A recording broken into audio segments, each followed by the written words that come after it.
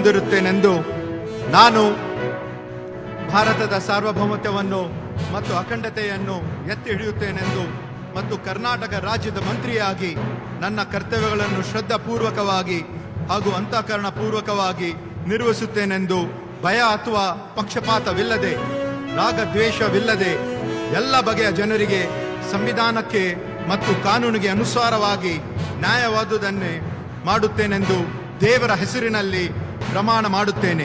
ಶ್ರದ್ಧಾಪೂರ್ವಕವಾಗಿ ಪ್ರತಿಜ್ಞೆ ಮಾಡುತ್ತೇನೆ.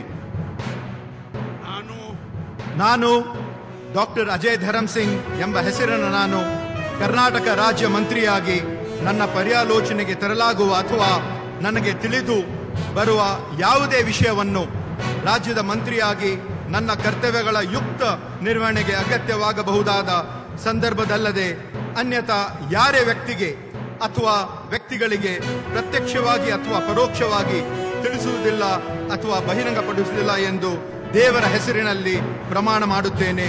ಶ್ರದ್ಧಾಪೂರ್ವಕವಾಗಿ ಪ್ರತಿಜ್ಞೆ ಮಾಡುತ್ತೇನೆ.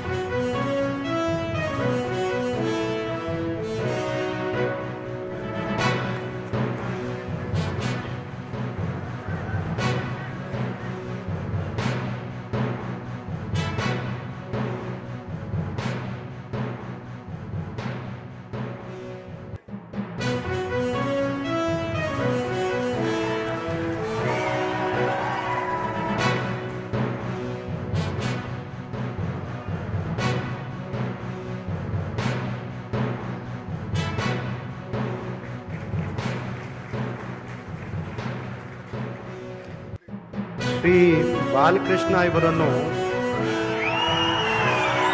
ನೂತನ ಸಚಿವರಾಗಿ ಅಧಿಕಾರ ಪದದ ಮತ್ತು ಗೌಪ್ಯತಾ ಪ್ರಮಾಣ ವಚನವನ್ನು ಸ್ವೀಕರಿಸಲು ವೇದಿಕೆಗೆ ಆಹ್ವಾನಿಸುತ್ತಿದ್ದೇವೆ.